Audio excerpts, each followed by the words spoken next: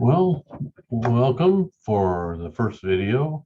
This will be an introduction to world religions in general. We'll talk about what religion is, some theories of how religion developed, and we'll take those and kind of discuss them throughout this first video. But we'll only cover, hopefully, each video I'm keeping hopefully to a minimum of 25-30 minutes, I hope, and we'll deal with each of these topics as we come to them.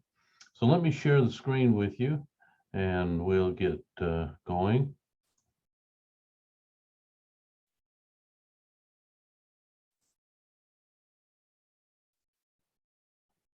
Okay, so this introduction, we'll be talking about various religions as we go along. You can see there, you got down here the Star of David, Christianity, Islam. You might not recognize some of these religions, but you got Hinduism, Buddhism, and the happy man here, it has to do with the humanist, secular humanist worldview.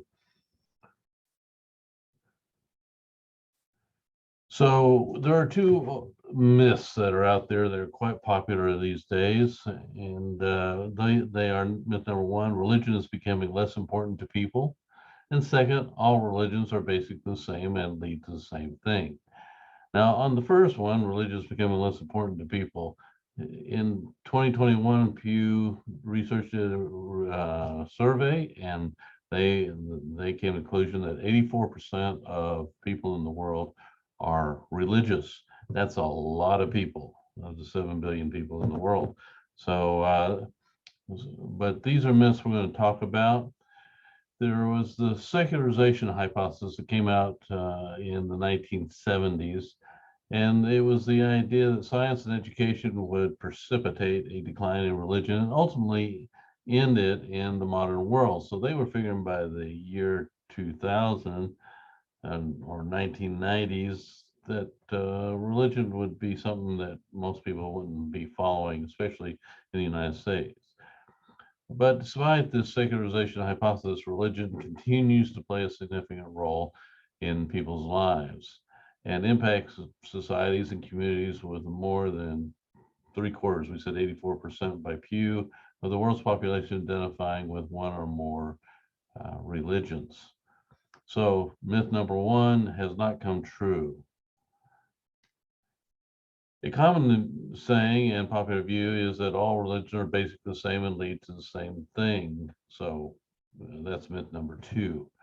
For example, you have this being written: all the religions in the world are the feathers of the same bird. That is, God with different colors. There is only one God and there is only one universe. Similarly, the man is also only one. Man should aim at that one God and should belong to all the religions in the universe. He should pick up the diamonds from all the religions and use in his spiritual path. Well, that's basically saying that all religions are of the same, and you can pick what you want from each one of the religions because they all basically are the same. Well, this is also a myth. You'll see down here that you have some videos along with these lecture videos that talk about are the religions the same. They're not, and you'll see in those videos some information related to those. Here's another one. Every religion belongs to every man. Therefore, in religious and spiritual matters, all the religions can be used. The human incarnation in every religion announces that he is the universal preacher. The message of the Lord Krishna, that is, Bhagavad Gita, is for the entire world. The message of Jesus, i.e., Bible, is for the entire world. The message of Muhammad is for the entire world. And so it's saying that all these things are basically equal. But you'll see a little video by Stephen Prothero. He wrote a book about this. All religions are not the same. And anybody that studies world religions knows there are huge differences. There's so many places they disagree with each other that they can't all be basically the same. And so just the study alone, you will see that that just can't be the case. And in fact, one of the few things they agree on, we can list on probably one hand. And that is, well, we should love one another. That seems to be pretty common in most of them, but some are interpreted otherwise. But, things like that. So those two myths we just need to get out of the way right away, and we'll see that in this course that will not be the case. So we have some reasons for studying world religions. One, growing in what is known in academics today as cultural intelligence.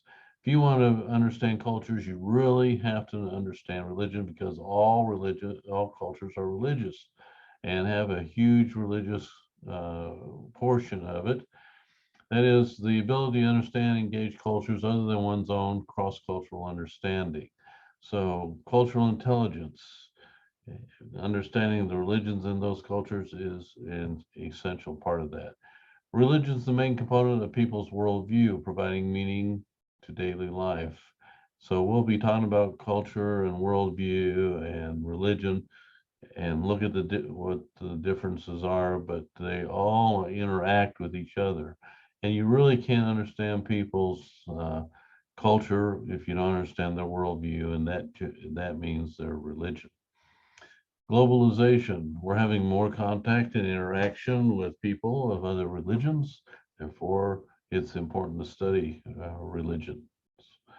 Better understand the beliefs of the people. And if the 84% on average are have religion, it's important to know what that's about. Understand cultural differences and their significance.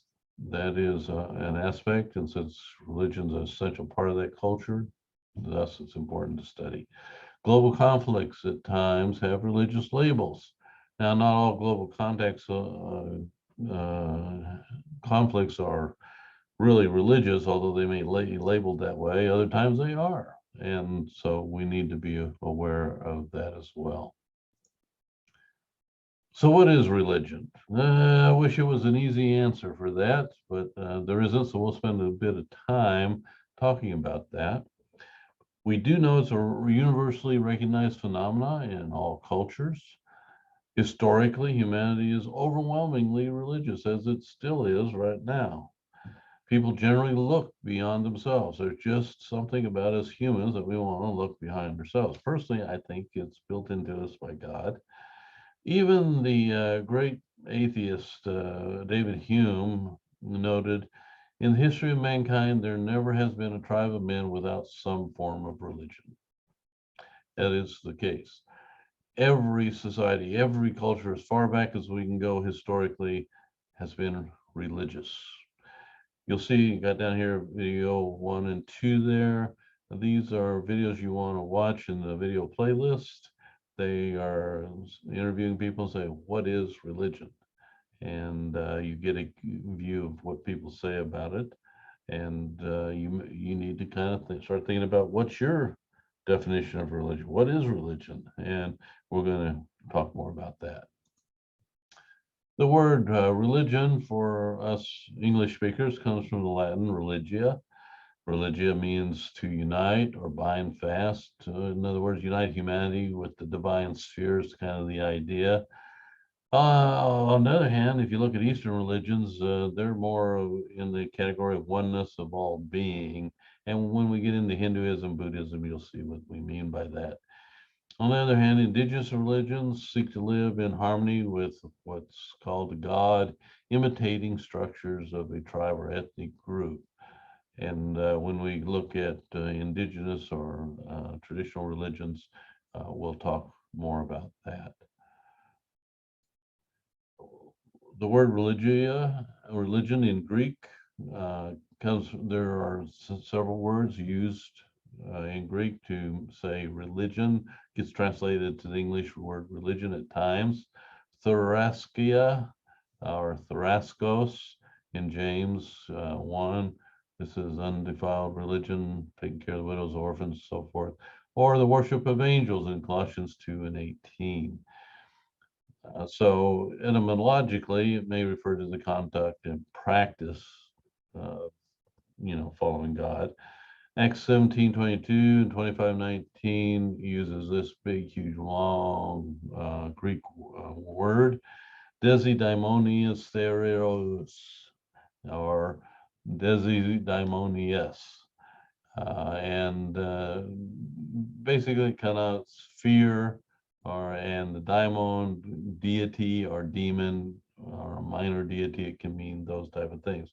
There's really not one word in Greek that says religion, and so you have to just understand that religion as a word is a construct of a phenomenon. So whatever word is used in Greek, we use the word religion. We are giving a certain construct to say this when we're talking about this kind of phenomenon. We're talking about religion, and so realize that the word religion is a loaded word, and because it's a construct of a phenomenon we experience, we fill that word with certain connotations, which may or may not be correct. And so we're going to have to explore that some as we go along. Rodney Stark and Charles Glock put forward 6 dimensions of religion, which I think are relatively correct: cognitive, ethical, ritual, institutional, aesthetic, emotional. And we'll look at each one of these by what they mean by them. Cognitive is the teachings of a particular religion, whether oral or written, systematic stories, poetic or narratives, etc. It may provide an entire worldview or even a partial worldview. But most religions have this type of thing. Ethical, moral values, expectation, rules, or directions for both personal and social behavior. This is really found in all religions.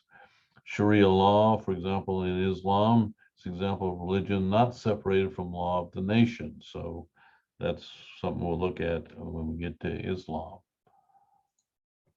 Ritual, or another word for ritual is cultus. Action that has symbolic meaning in religious ceremonies, as in worship, meditation, showing devotion. You might be able to think of a ritual at the church you attend. We have things like taking the Lord's Supper, ritual of prayer. Maybe in some religions, it's a ritual of meditation, such as in Buddhism and Hinduism. But these are rituals that are part of it. Another aspect is institutional. There's an organizational structure of that religion. Most religions have religious specialists like clergy, priests, healers, monks, preachers, youth ministers, whatever it might be. And then you have those who are not the leaders and not specialists in the church, but they attend or they're a part of the religious context. For example, in Buddhism, you get the priests, but people who are not priests, their main job is be sure the priests are taken care of. It just varies with the religion. Aesthetics is the appeal to the senses, such as smells, sounds, landscapes, architecture, beauty, space. You look at some church buildings and they've got these beautiful decorations and the aesthetics of the situation, and everything points like to the main stage up there. And it varies with the church, what beyond that main stage to help, help you feel those things that are there as part of the religious aspect of the church. Emotional is aspects of religion that set moods such as love, hope, joy, awe, fear, peace. Going to some church buildings that have big up here peace, and love, or wordings like that, or they may have depictions of it, or have a cross depicting for Christians, the center of their religion with Jesus having died on that cross.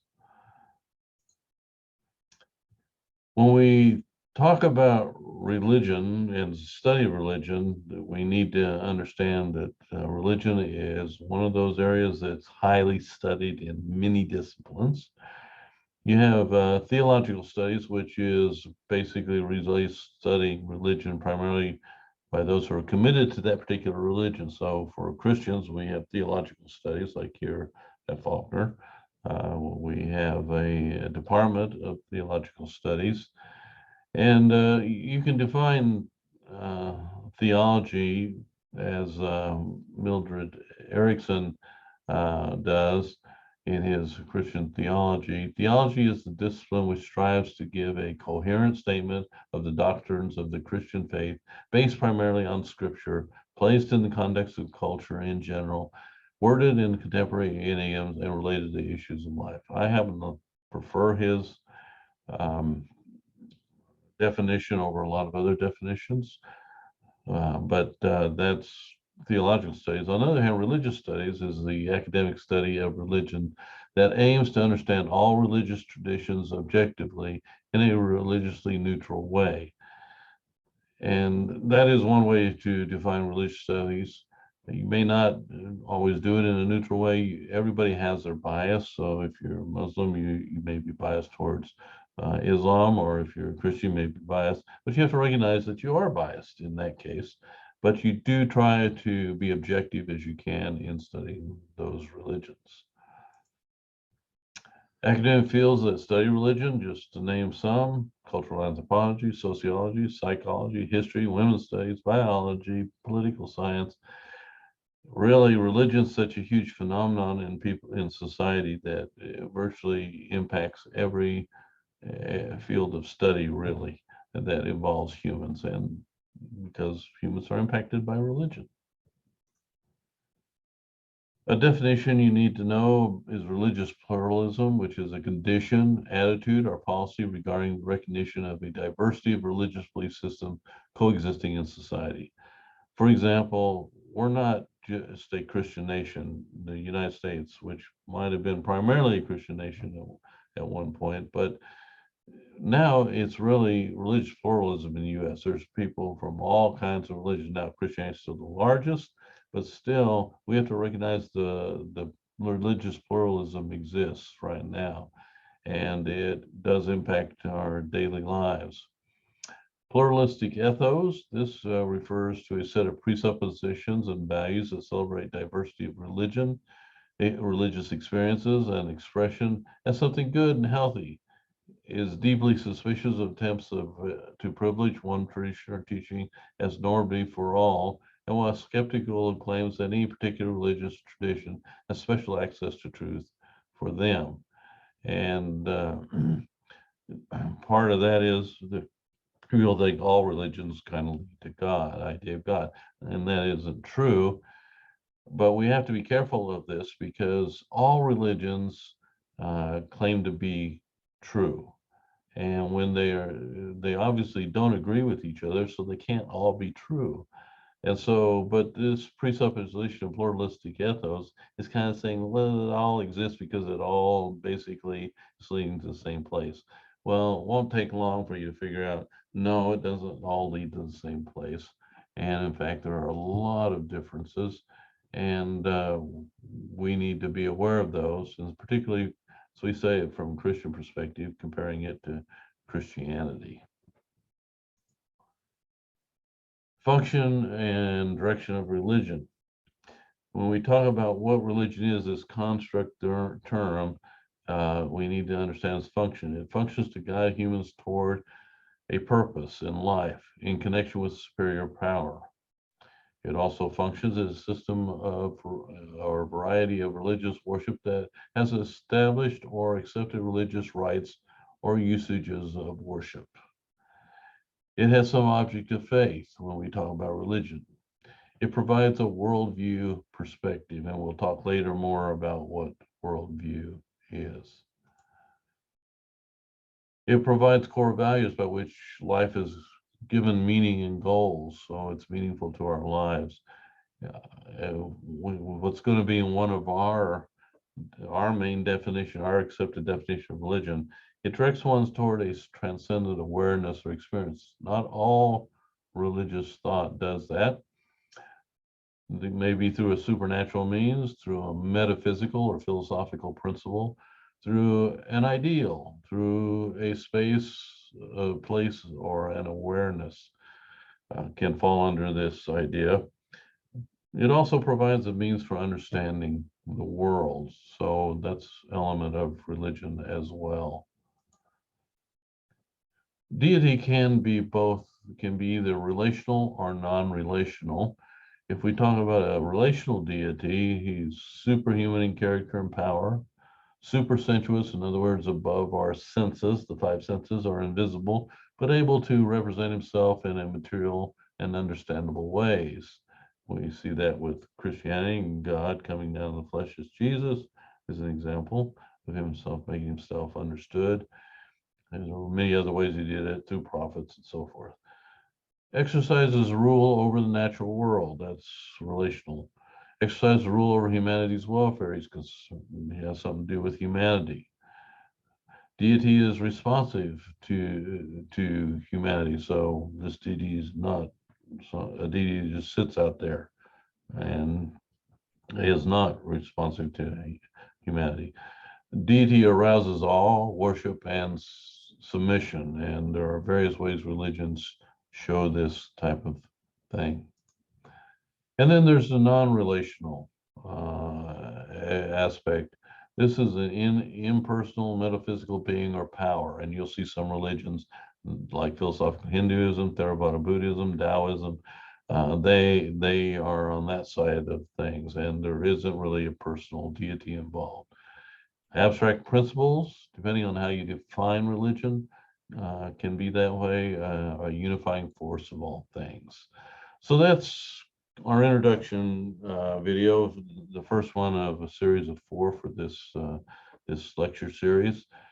So you'll be going on to do the other 3 to complete this this module. So I'll be seeing you at the next video, and I'm gonna get out of this, I hope, and stop sharing.